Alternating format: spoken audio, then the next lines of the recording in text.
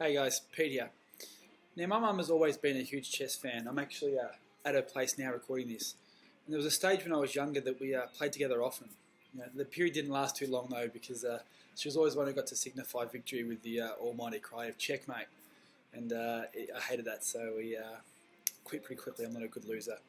But in business, however, checkmate occurs when a customer says yes, opens their wallet and decides to take you, the salesman, up on an offer.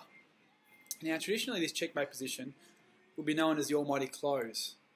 However, since the checkmate decision actually takes place in the brain of the customer, that buying decision is really outside the control of the salesperson. And this makes closing the sale an impossibility. Now, this is the actual theory of new sell, where the customer, not the salesperson, closes the sale. And it was put forth by Michael Hewitt Gleason, one of the greatest thinkers, and the man who co-founded the School of Thinking with Edward de Bono back in 1979.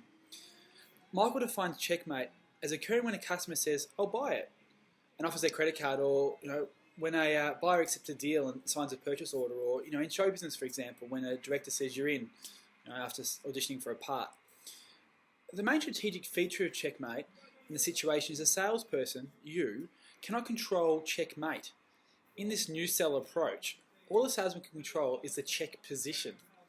And the check position signifies any type of customer contact at all. Maybe a check is a unit of measurement for a customer contact. A check equals a customer contact, which also equals a check. Check is when your brand enters a customer's brain. Check is when one of the customers word of mouth or speaks about you to another customer. Check is when it's possible for a customer to say yes or no. Without check, there can be no checkmate. Check is like the penultimate state, the setup move for checkmate. Check is a position of energy switch, which makes it possible for checkmate to actually happen. Whether you're making offers, directly in person or via direct mail, or even in an email autoresponder online, or for example in real world when you actually leave a voicemail message on a customer's phone. Check is a moment of any customer contact. Check occurs, if you put the prospect in a position that allows them to say yes or no, as a result of an offer you've previously made to them. In other words, in a customer's brain, it has to be stimulated with some form of communication, the check, so the customer can and will respond by deciding whether to act or not to act, the yes or no. Check is when you ask the customer a buying question.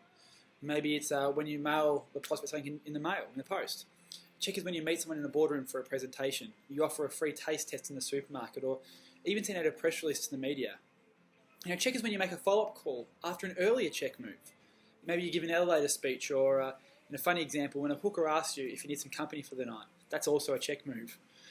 The fundamental rule of check move theory is that the salesperson, you, can and must control check. It's not about trying to close the sale with some used car salesman swindle. It's all about making as many check moves as possible.